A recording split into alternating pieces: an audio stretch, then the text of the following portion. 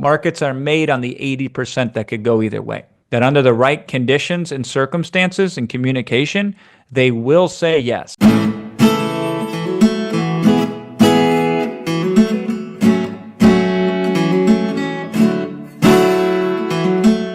I think it's an 80-20 question too, which you mentioned if you really want to help people, which is you asked, how can I eliminate that objection before it even comes up? And I feel like too many people think that, kind of selling is all based on, having some perfect magic line to counter people's objections. But as you put it, like I actually make real changes to my offer so that like you said, that bonus is there just because, like maybe it's like, okay, I see how I can sell stuff on Amazon, but how do I get traffic? Well, that's why we have a traffic Yep. bonus just for that one thing. I wonder if you could share just a little bit about like what are some of the kind of deep insights? Because I've experienced the same thing Yeah. with my own audiences where people have told me like shit where like now I can't even like let my wife see my phone because people have shared their inner darkest secrets with me. And I'm like, I don't think they want anybody else knowing that. But you're absolutely right. It's like, on the surface level, when you're talking about the offer and the price, that doesn't happen. It's on hour 3 and I don't think enough people understand too that, somebody who's been with you 3 hours, they click the link, they click the offer, they watch the presentation, they watch you handle questions. A lot of times they say, oh, that's a tire kicker, but they're not sticking around 99% of the way because they don't want to buy. It's that last Yep. minute kind of shady, I don't really want to talk about, but I've maxed out my credit card. My wife's pissed off at me. And if I buy one more damn course and it doesn't work, she's going to fucking hang me upside down. It's that kind of shit that comes out. Usually that's not even the worst of it, Frankie. Like to me, those are pretty superficial, right? I get into things like, God, I'll never forget this. There was this woman on my webinar one time, and she says, "Hey, listen, I was in this abusive relationship with my ex, and when I left him, he stalked me everywhere I went. He would find me, threaten my life. Finally, I got into a woman's shelter. I was able to get away from him. It's been 9 months. I'm now on my own, and I wonder if it's too soon for me to go out there and try something new." And she was confiding in me, very scared, being very vulnerable. Like, I want to do this, but is it irresponsible of me because of what I went through, the trauma that I suffered? And that really left an impression on me. Because here's what most people will say in our markets. It's like people don't take action, they're lazy, they procrastinate, and they throw out these very impersonal descriptions on marketplaces, and then they lose empathy and connection with that marketplace. It's like if you told that woman you're lazy, you've lost her as a sale. You've lost her because she's not lazy. She's went through an unbelievably challenging experience, and yet here she still is hanging in there looking to see what she can do for herself. What she needs to know is what she needs is to feel safe moving forward. And so you have to either communicate and provide that for her, or you can't help her, right? And that's a tough one. Here's another one that I learned, and then I could tell you 150 more of them. But another one is a couple was on a call one day on a webinar, and they said, "Hey, listen, we just put her father into a nursing home. He no longer remembers who she is 3 out of 5 days, and it's been very tough on us. And we have children too, and we already have our job, which pays well, but not enough. Is this too much? Are we taking on too much?" And that, gosh, it really puts things in a whole different light. It helps me understand the market better. It's like, oh, I need to design offers with these things at least in my peripheral. I need to be at least open to the idea that I'm not the only one that's giving them homework, It's like, how do I fit into these things that are very stressful to them? So I'll give you a great example. People say this all the time and nobody gets it. They say you need to write at a 5th grade level if you're writing sales copy or if you're communicating or writing a book. And people immediately hear that and say, oh, that's because people are fucking stupid, right? Like, or they're overwhelmed by so many stresses in their life that the effort required to decode your imprecise language is too much for them. So make it so it's not too much for them and help them, or act like you're better than them and not help them and not get the money, right? So it's like, once I see these things, then I can understand them. I also understand accountability, though, too. I've seen so many people try to wiggle out of a good idea that was perfectly suited for them, and it would frustrate me. And I'd say, why would this person not say yes when I couldn't think of a better person to sell this to? Like, I've sold this thing to 6,000 people, And you're the one I had in mind when I created it, but for some reason they all bought and you didn't. And then I see why. And the answer is, and this is an interesting insight, is people are typically more afraid of success than they are of failure. Absolutely. Um, and I one day I wasn't even thinking, I was just using this close, and I said this to a guy on a call. I said, "Listen, you know failure." I'm like, you do it every single day. Everything you've tried up until this point is a failure. So you might not like it, but you're familiar with it. So hey, you're okay. You can expect it. You can anticipate it. So it's comfortable to you. But success, you have no idea what that's like. You don't have the first clue. And because it's unknown to you, it's scary. Because you don't understand it, you fear it. So is it failure that's stopping you from saying yes today, or is it success? And later on, I thought about it, Frank. I'm like, I just told this guy he was a failure his whole life, right? But like at the moment, you weren't thinking that far. Yeah. What you were thinking is you sensed a hesitation, or at least I did in this person. And this hesitation was he was afraid of both fear of success and failure. I learned this in the weight loss market, right?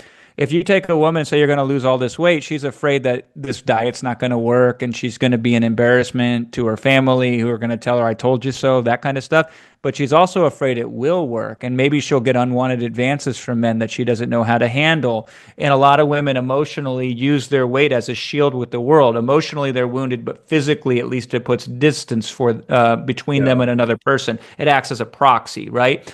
And so a person in that state is simultaneously afraid of both things. And if you don't understand that deeper level of psychology in the audience, you're only going to get the 10% that will say yes. Markets, in every market, there's 10% of people who will buy if you just make a reasonably decent offer. There's 10% of people who will never buy. You could give them the moon and they'd want the stars also, right? Like you could give them $1 million check and they would complain about the taxes they'd have to pay on it, so they Yeah. wouldn't cash it, right? Like, so 10% will never buy. 10% will always buy if you reach them. So you're just skimming off the top. Maybe you get them first. If you get them first, congratulations, you get their sales. If you get them second, then you're broke. But markets are made on the 80% that could go either way. That under the right conditions and circumstances and communication, they will say yes. So they say yes if ... And that's where markets get made. That's where records get broke. I have a couple of those records myself. And that's where we try to aim for it. And those are where the markets are moved, is when we can understand these finer points of consumer psychology. That person's afraid of everything that's going to happen to them. And until we can untangle that and build it back up, we're not going to sell them. And more important to me, Frankie, we're not going to help them. Because Yeah. even if by some miracle we get them to say yes temporarily, later on when the reality kicks in, they're going to go right back into who they were before they bought the product, which isn't the person they need to be to get success from that product. So these are some of the insights that one learns after doing this for a few thousand hours. Yeah. And I can say, just as somebody who's done, thousands of sales calls, there comes a point where you can almost tell them what they're going to say before they say Yeah. it. It's like it becomes so obvious. I want to ask you, just because I want to be super respectful of your time, but I'd love to keep you another 10 minutes if we can. Yeah, easily. We can go 10, no problem. Okay, cool. So I wonder if you could talk a little bit, something probably now the superficial piece that everybody's probably interested in is you sell a lot of shit with webinars. For those who haven't read your book or aren't familiar with your work, let's talk about like structure of that. Because to me, a webinar is a well-crafted, content presentation that's really leading somebody into an offer and introducing sort of a new mechanism, idea, whatever you want to call it. Yeah.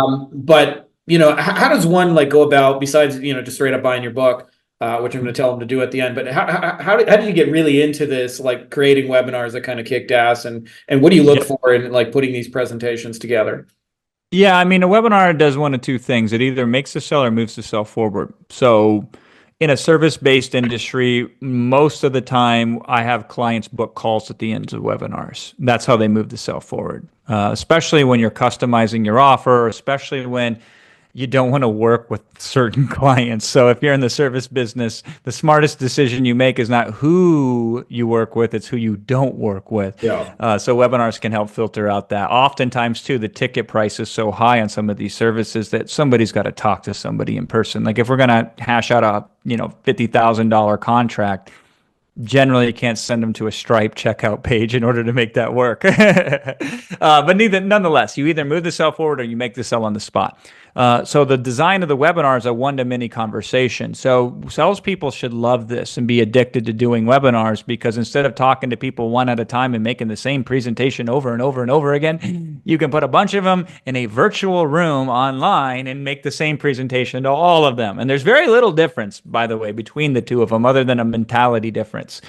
And usually what'll happen is you got to hook them in. You got to show them why this is relevant to them. You got to bring up their excuses right away and show them how by the end of the presentation, those will no longer be the excuse. And then you got to get them to commit to whatever it is that you're going to show, that if you show them something that's worth their while, that they will act upon it. And that's the introduction of a webinar. So regardless of what we're doing or who we're selling or how we're selling, that's essentially what we do in every single webinar. Then the content. The design of the content is to shift some sort of limiting paradigm in their life. So in consumer markets, typically that paradigm is I'm not good, I'm not capable, I'm not effective. And so therefore I have to shift that paradigm to either say this opportunity doesn't need that, or the paradigm can become, yeah, you actually are with the right set of tools. Or, there's a couple other flavors that go into that. Right. And, that's a good pitch for a consumer market. For like a business market, it's more, hey, these are the things that are costing you. Here's how we stop those costs. And that's where the content comes in place. Because fear of loss, by the way, is more of a motivator than gain. And I like to think of, in business markets, a boat with a hole in it that's water's coming into it, right? We got to plug those leaks. And so I love working with businesses, because every day that they're doing the wrong decision, every day they keep a wrong employee costs them twice. Every day that they're misallocating their ad spend is a day they're getting poorer while working at the same time. Doing nothing would be preferable than what they're doing. So in business markets, we show them how to stop how they're losing. And in consumer markets, we give them new reasons to win where they think before they couldn't win. And that's the whole content structure. Now, there's a lot of nuance to that and a lot of cool little techniques I can teach. But at the end of the day, here's the mistake most people make with webinars, Frankie, especially in the content portion, is they want to inform and I want to transform. I don't want to show people all of the ways to give them insight into how they can solve their problems. I want to make it so they see themselves as successful, and then make an offer that is in alignment with that, where they say, oh, yeah, now I can do this. And then I hand them the keys to the car that drives them there. That's what we attempt to do, is to transform them into the person they need to be in order to buy the offer that we're making. Hey guys, if you like this video, you may also like my best-selling book here, Beyond the Agency Box. It is all about scaling a digital marketing agency while eliminating meetings and phone calls. We actually sell our stuff phoneless. We don't have any client meetings, and we also hire our team entirely without meeting phone calls, which allows us to, actually kind of live a life. I've laid out the entire blueprint in everything you need to know: getting clients, onboarding, setting expectations, scaling, building a team, you name it. It has been a bestseller on Amazon now for over 5 straight years, but now you can get it even cheaper than you can get it on Amazon. So I can't tell you the exact price because it may change when this video is released, but there should be a link to it below, either in the description of the video or as well as a pinned comment. So if you're interested in that, check out that video and you can get a copy for super cheap.